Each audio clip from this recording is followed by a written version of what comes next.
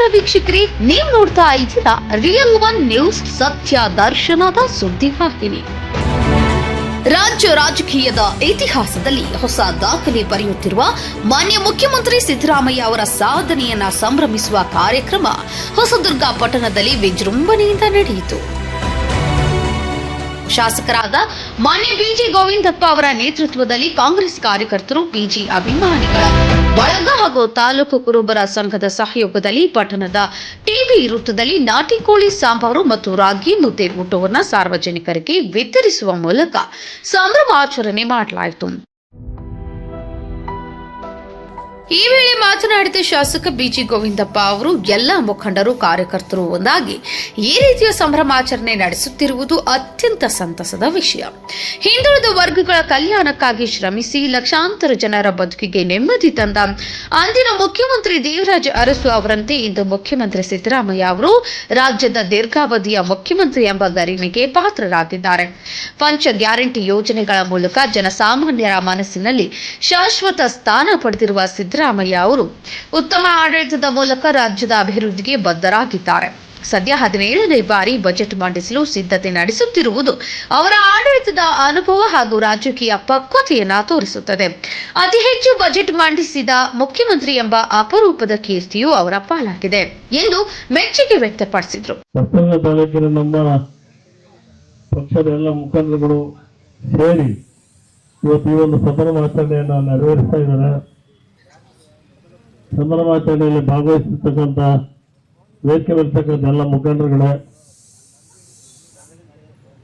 ದೇವರಾಜ ಅರಸನವರು ಈ ರಾಜ್ಯವನ್ನು ದೀರ್ಘಕಾಲದವರೆಗೆ ಆಡಳಿತವನ್ನು ನಡೆಸಿ ಈ ರಾಜ್ಯದ ಬಹಳ ಜನರಿಗೆ ಬಡವರಿಗೆ, ಹಿಂದುಳಿದಕ್ಕಂಥ ಎಲ್ಲ ಜಾತಿ ಹಿಂದುಳಿದ ವರ್ಗದವರಿಗೆ ಬಹಳಷ್ಟು ಸಹಾಯವನ್ನು ಮಾಡಿದ್ರು. ಅವರ ಸಹಾಯ ಇವತ್ತು ಕೂಡ ಒಂದು ಗ್ರಂಥವಾಗಿ ನಮ್ಮ ರಾಜ್ಯದಲ್ಲಿ ಉಳಿದಿದೆ, ಎಲ್ಲರ ಮನದಾಳದಲ್ಲಿ ಉಳಿದಿದೆ. ಅಂತ ಒಂದು ದೀರ್ಘಕಾಲದ ಆಡಳಿತವನ್ನು ನೀಡಿದ್ರು. ಆ ದೀರ್ಘಕಾಲದ ಆಡಳಿತವನ್ನು ಇವತ್ತು ದಾಟಿ ಮುಂದೋಗಿರ್ತಕ್ಕಂಥ ಸಿದ್ದರಾಮಯ್ಯನವರ ದೀರ್ಘಕಾಲದ ಆಡಳಿತವನ್ನು ಕೂಡ ಇವತ್ತು ನಮ್ಮ ರಾಜ್ಯದ ಜನ ಸಂಭ್ರಮಿಸ್ತಿದ್ದಾರೆ. ಇವರ ಆಡಳಿತ, ಅವರ ಆಡಳಿತ ರಾಜ್ಯದಲ್ಲಿ ಉತ್ತಮ ಆಡಳಿತವನ್ನು ನೀಡಿದ್ದಾರೆ.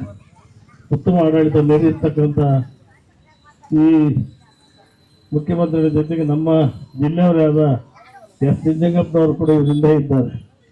ಅವರು ಕೂಡ ಈ ರಾಜ್ಯದ ಆಡಳಿತವನ್ನು ನಡೆಸಿದರು. ನಿಜಲಿಂಗಪ್ಪನವರು ಕೂಡ ಅಂಥ ಸಂದರ್ಭದಲ್ಲಿ ಇವತ್ತು ಬಿ ದೇವರಾಜ ಅರಸು ಕೊಟ್ಟಂಥ ಆಡಳಿತದ ವ್ಯವಸ್ಥೆ ದಾಟಿ ಇವತ್ತು ಸಿದ್ದರಾಮಯ್ಯ ಅವರು ತಮ್ಮ ಆಡಳಿತದ ಸುದೀರ್ಘ ಅವಧಿಯನ್ನು ಕರ್ನಾಟಕ ರಾಜ್ಯದಲ್ಲಿ ಮಾಡಿದ್ದಾರೆ. ಅನೇಕ ಭಾಗ್ಯಗಳನ್ನು ಕೊಟ್ಟಿದ್ದಾರೆ, ಗ್ಯಾರಂಟಿ ಯೋಜನೆಗಳನ್ನು ಕೊಟ್ಟಿದ್ದಾರೆ. ಇವೆಲ್ಲವೂ ಕೂಡ ಜನರ ಮನದಾಳದಲ್ಲಿ ಉಳ್ಕೊಂಡಿದೆ. ಗ್ಯಾರಂಟಿ ಯೋಜನೆಗಳಂತೂ ಈ ವಾರದಿಂದ ಪ್ರತಿ ದಿವಸ ಪೇಪರ್ನಲ್ಲಿ ಭಾಳ ಚೆನ್ನಾಗಿ ಬರಿತಾ ಇದ್ದಾರೆ. ಬಡವರು ಏನು ಈ ಗ್ಯಾರಂಟಿ ಯೋಜನೆಗಳ ಮೂಲಕ ತಗೊಂಡ ಹಣದಿಂದ ಏನೇನು ಕಾರ್ಯಕ್ರಮಗಳನ್ನು ರೂಪಿಸ್ಕೊಂಡಿದ್ದೀವಿ, ಎಷ್ಟು ಇದರಿಂದ ಪ್ರಯೋಜನ ಪಡ್ಕೊಂಡಿದ್ದೀವಿ, ಎಷ್ಟು ಅನುಕೂಲ ಆಗಿದೆ ಅಂತಕ್ಕಂಥ ಎಲ್ಲ ವಿಷಯಗಳನ್ನು ದಿನನಿತ್ಯ ಪತ್ರಿಕೆಯಲ್ಲಿ ಬರಿತಾ ಇದ್ದಾರೆ. ಭಾಳಷ್ಟು ಸಂತೋಷ ಆಗಿದೆ. ಸಿದ್ದರಾಮಯ್ಯನವರು ಕೂಡ ತಮ್ಮ ಆಡಳಿತ ಅವಧಿಯಲ್ಲಿ ಈ ರಾಜ್ಯದ ಜನರಿಗೆ ಒಳ್ಳೆ ಆಡಳಿತವನ್ನು ನೀಡಿದ್ದಾರೆ. ಮುಂದೆ ಕೂಡ ಒಳ್ಳೆ ಆಡಳಿತವನ್ನು ನೀಡ್ತಾರೆ. ಈ ಬಾರಿ 17ನೇ ಬಜೆಟನ್ನು ಅವರು ಮಂಡಿಸ್ತಾ ಇದ್ದಾರೆ. ಬಹುಶಃ ಈ ರಾಜ್ಯದಲ್ಲಿ ಹೆಚ್ಚು ಬಜೆಟ್ ಮಂಡನೆ ಮಾಡಿದಂಥ ಒಂದು ಮುಖ್ಯಮಂತ್ರಿ ಯಾರಾದ್ರಿಂದ ಕೀರ್ತಿ ಅದು ಸಿದ್ದರಾಮಯ್ಯ ಇರಿಸಲ್ತದೆ. 2 ಬಾರಿ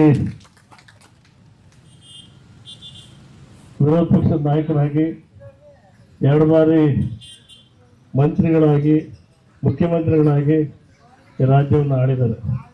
ಬಹುಶಃ ಇದಕ್ಕೆಲ್ಲ ಆಶ್ರಯ ಕೊಟ್ಟಿದ್ದು ಕಾಂಗ್ರೆಸ್ ಪಕ್ಷ. ಅವರು ಅನೇಕ ಪಕ್ಷಗಳಲ್ಲಿ ಇದ್ದು ಬಂದರು, ಆದರೆ ಯಾವ ಪಕ್ಷನೂ ಕೂಡ ಅವರಿಗೆ ಆಡಳಿತ ಮಾಡ್ತಕ್ಕಂಥ ಅವಕಾಶಗಳನ್ನು ಕಲ್ಪಿಸಿರಲಿಲ್ಲ.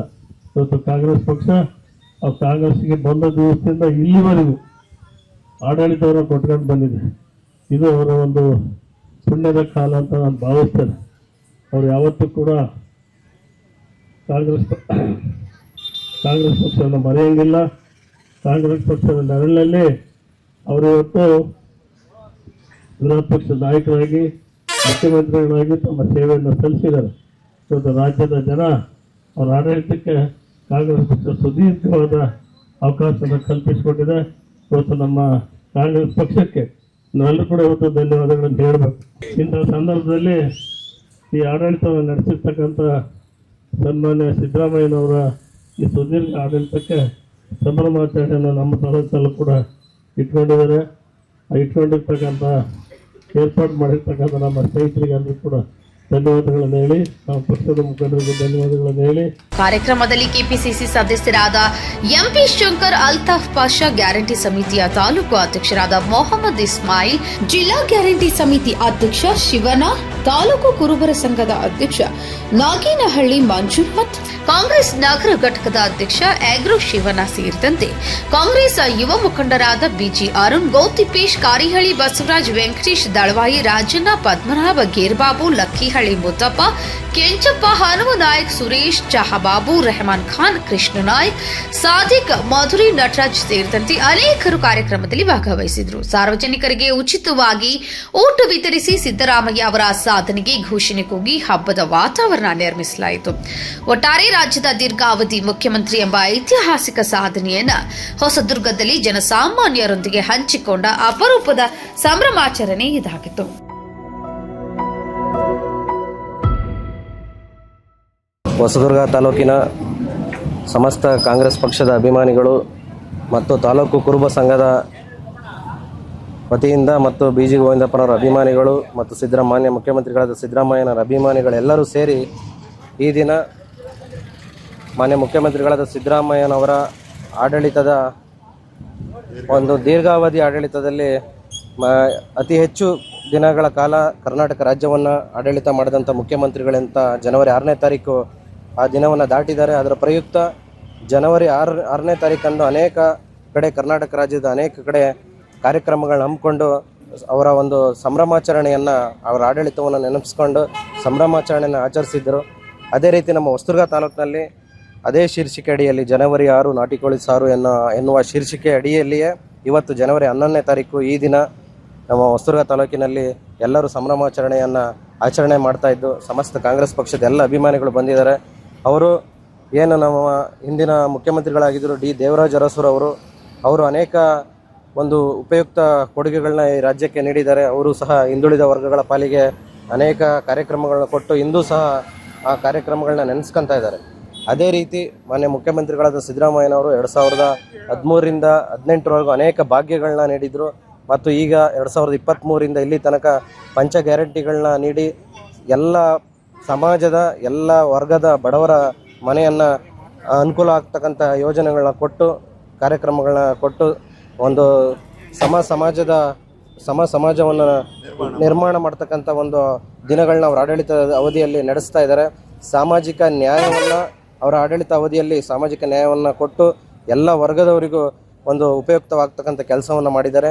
ಇದರಿಂದ ಇಂಥ ಒಂದು ದಿನವನ್ನು ನಮ್ಮ ಕಾಂಗ್ರೆಸ್ ಪಕ್ಷದ ಎಲ್ಲ ಅಭಿಮಾನಿಗಳು ಸೇರ್ಕೊಂಡು ಅವರ ಒಂದು ಸಂಭ್ರಮಾಚರಣೆಯನ್ನು ಮಾಡ್ತಾ ಇದ್ದಾರೆ. ಎಲ್ಲರಿಗೂ ಇನ್ನೂ ಉಳಿದಂಥ ಅವಧಿಗೂ ಸಹ ಮಾನ್ಯ ಮುಖ್ಯಮಂತ್ರಿಗಳ ಸಿದ್ದರಾಮಯ್ಯನವರು ಇನ್ನೂ ಅನೇಕ ಕಾರ್ಯಕ್ರಮಗಳನ್ನ ಕೊಟ್ಟು ಅವರಿಗೆ ಇನ್ನೂ ಹೆಚ್ಚಿನ ಆರೋಗ್ಯ ಐಶ್ವರ್ಯ ಕೊಡಲಿ ಅಂತ ಭಗವಂತನಲ್ಲಿ ನಾವು ಬೇಡ್ಕೊಂಡು ಎಲ್ಲ ಕಾರ್ಯಕರ್ತರು ಬಹಳ ಖುಷಿಯಿಂದ ಇವತ್ತು ಪಾಲ್ಗೊಂಡು ಒಂದು ಹಬ್ಬದ ರೀತಿಯಲ್ಲಿ ಹೊಸದುರ್ಗ ತಾಲೂಕಿನಲ್ಲಿ ಎಲ್ಲರೂ ಸೇರಿಕೊಂಡು ಕಾರ್ಯಕ್ರಮ ನಡೆಸ್ತಾ ಇದ್ದಾರೆ.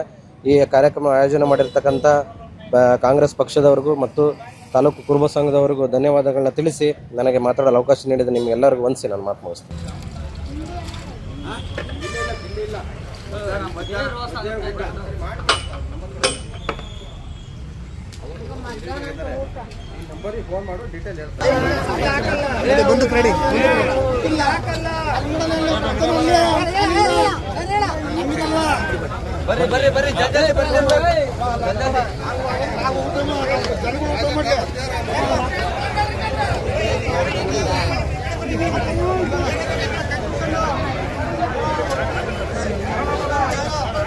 ಬೇಗ ಬರ್ರಿ ಇನ್ನೊಂದು ರೌಂಡ್ಗೆ.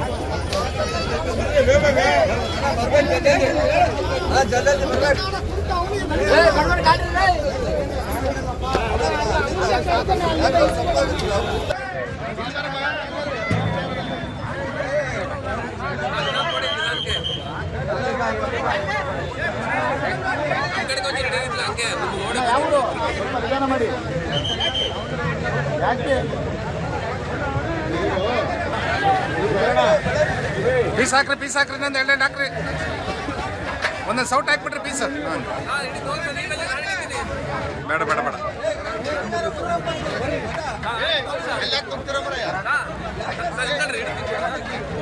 ಬರ್ಲಿ ಇದ್ದವೇ ಬರ್ರಿ.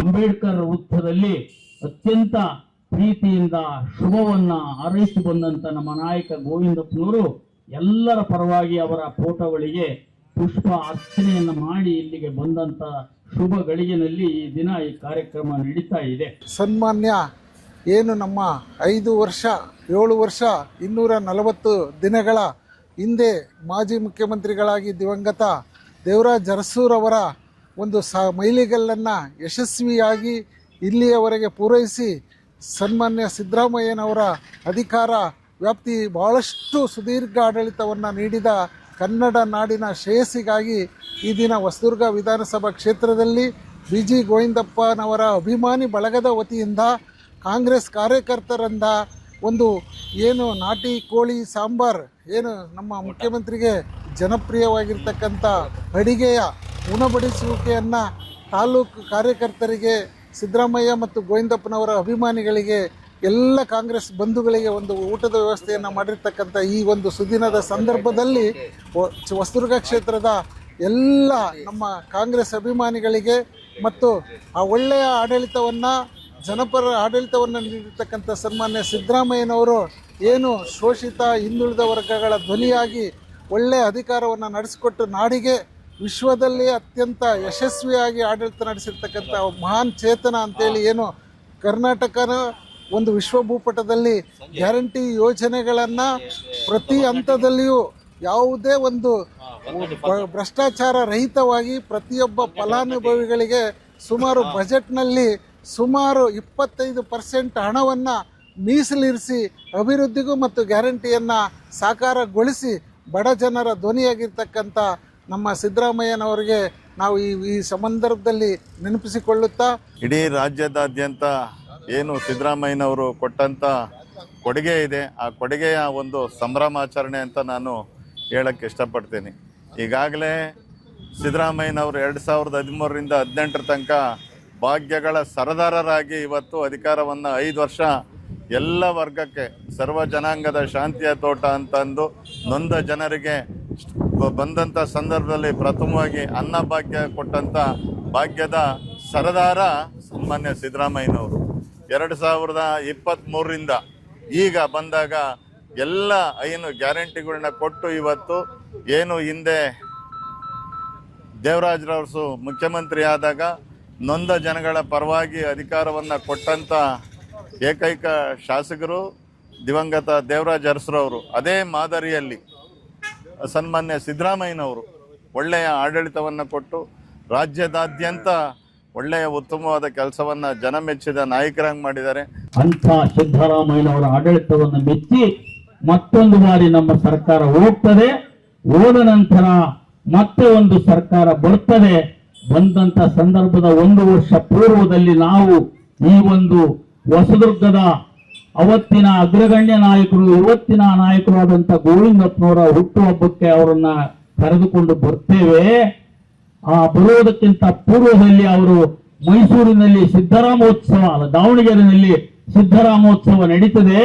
ಅದು ಗಿನ್ನೆಸ್ ದಾಖಲೆಯಲ್ಲಿ ದಾಖಲಾಗಷ್ಟು ಜನ ಆ ದಾವಣಗೆರೆಯಲ್ಲಿ ಅವರ ಹುಟ್ಟುಹಬ್ಬಕ್ಕೆ ಸೇರಿದಂತಹದ್ದು ರೆಕಾರ್ಡ್ ಆಗಿದೆ.